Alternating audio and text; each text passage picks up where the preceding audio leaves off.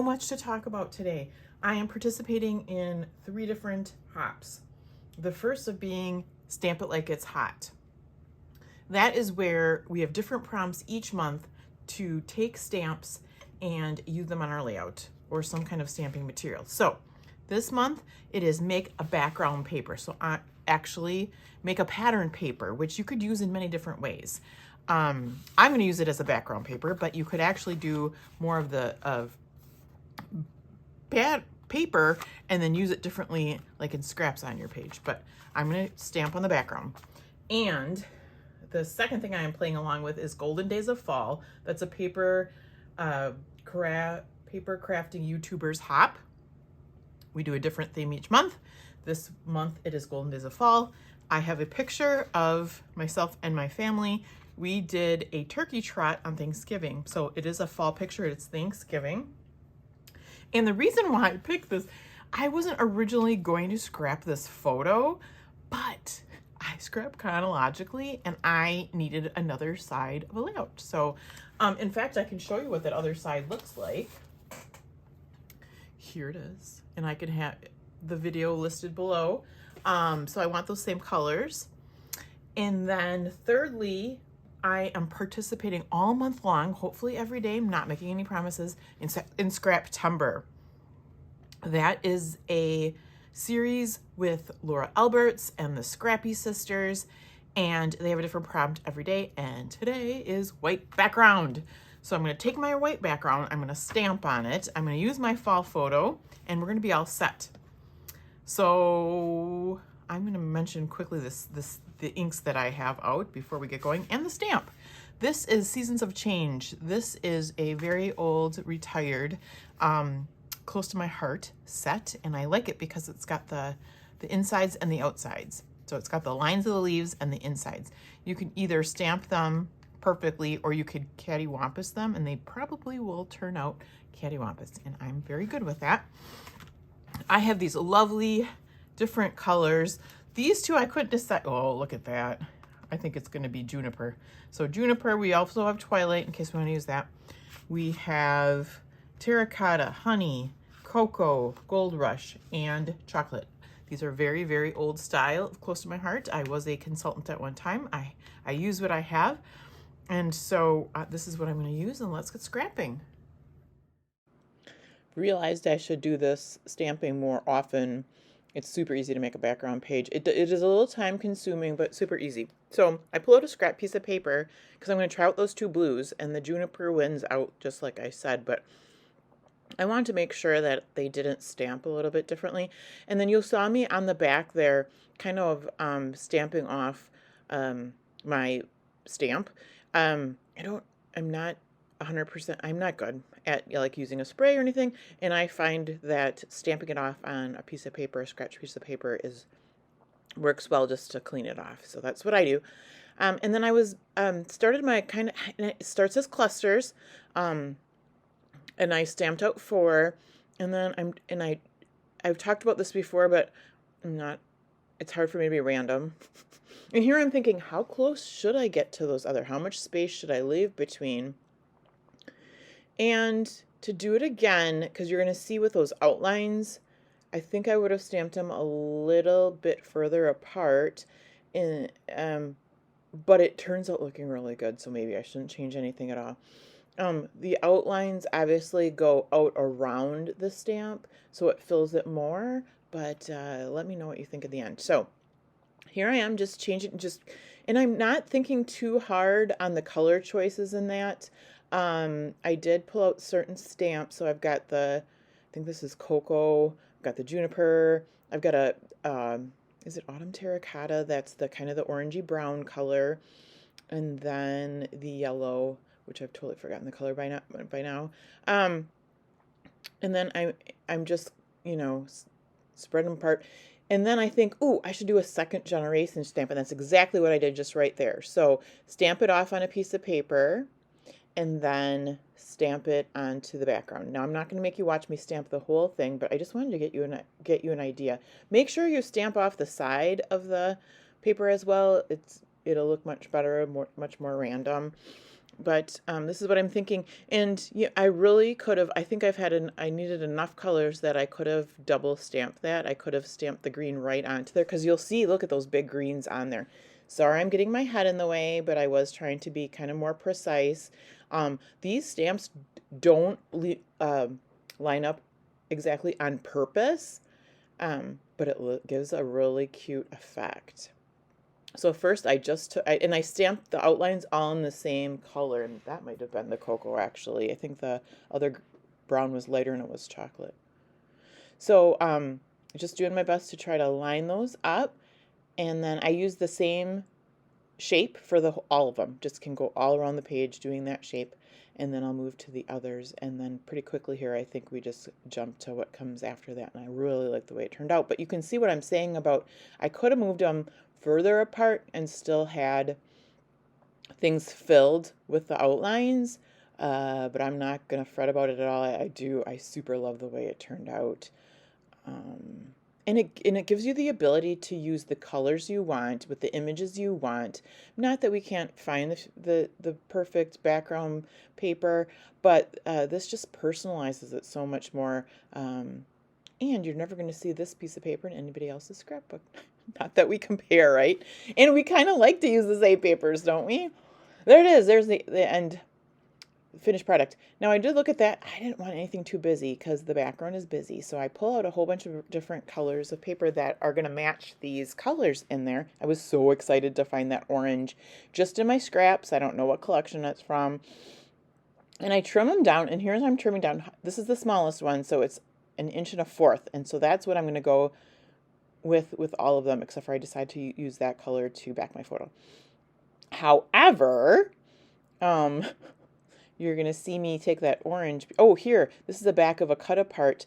And the reason why I'm cutting it on that side is because I want to, there's a raccoon on the other side, and I love raccoons, so I wanted to make sure I did not trim off the raccoon. I'm going to use that on something else.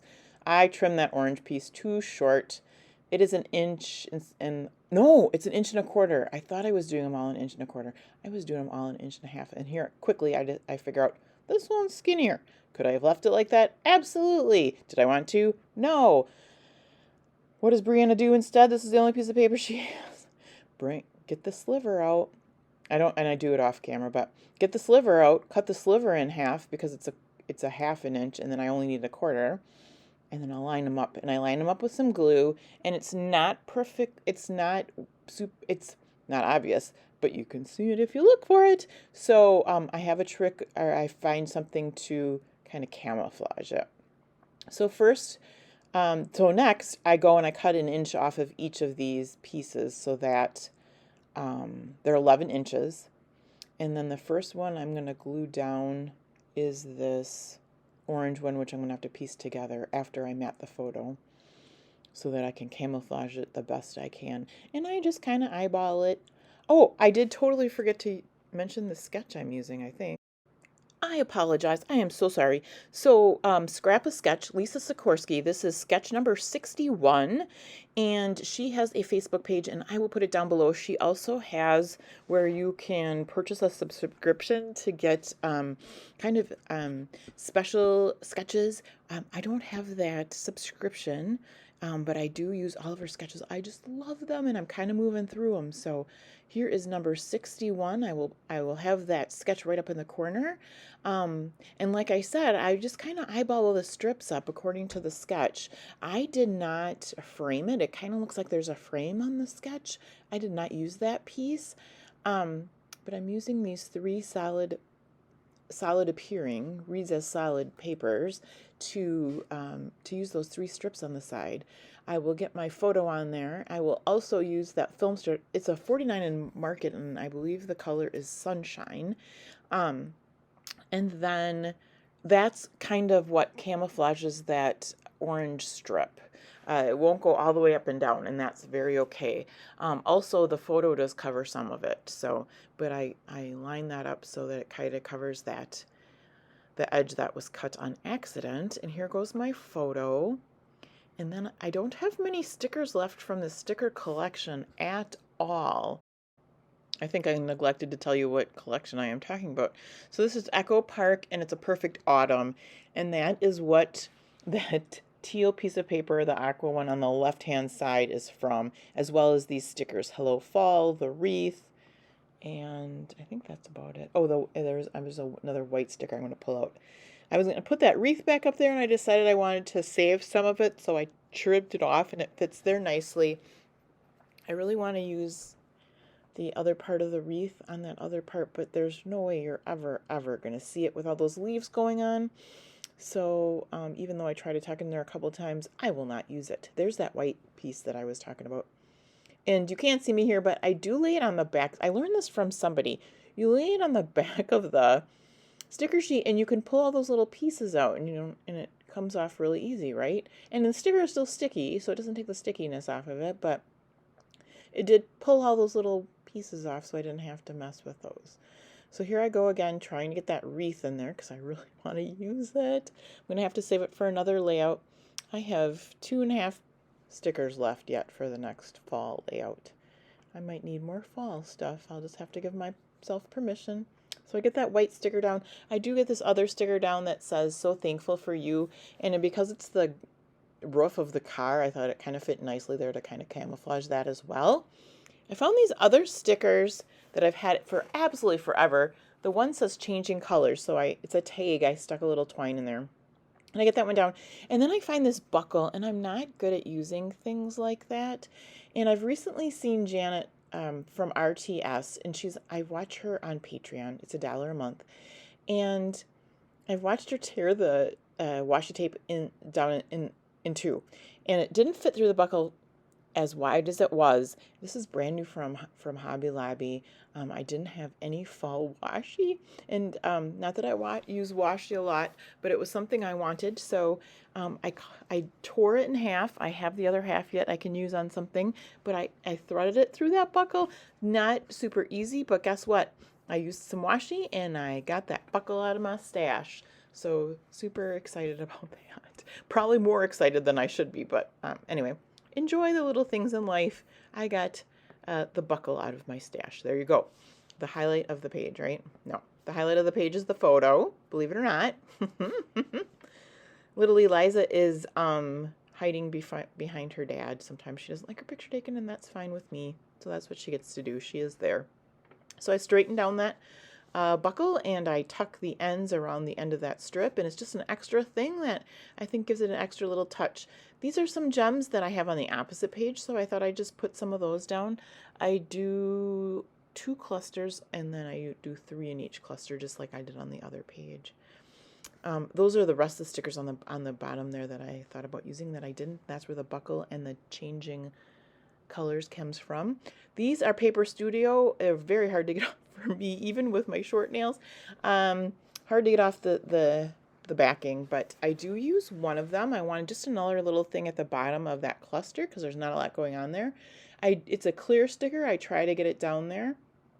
I'm not a big fan of like the white that goes around the stickers, but this was gonna just, you weren't gonna see it if it didn't get backed. So I had this pretty like blue-gray color, just a scrap of paper on my desk. So I backed it with that, gave it a fast trim, leave a little bit of an edge around it all the way around, a little bit of a border, and you tuck it down there at the bottom. I did rip that Hello Fall, and by putting this over the top of it, I'm covering up the rip. So I was pretty excited about that. And it doesn't stand out super well, but with that backing, you can see it better now. And then I just want to get those gems on there as well. Thank you so much for sticking with me till the end. There will be a playlist below for everyone that is playing along with Scraptember. Have a fabulous day, and I'll see you again soon.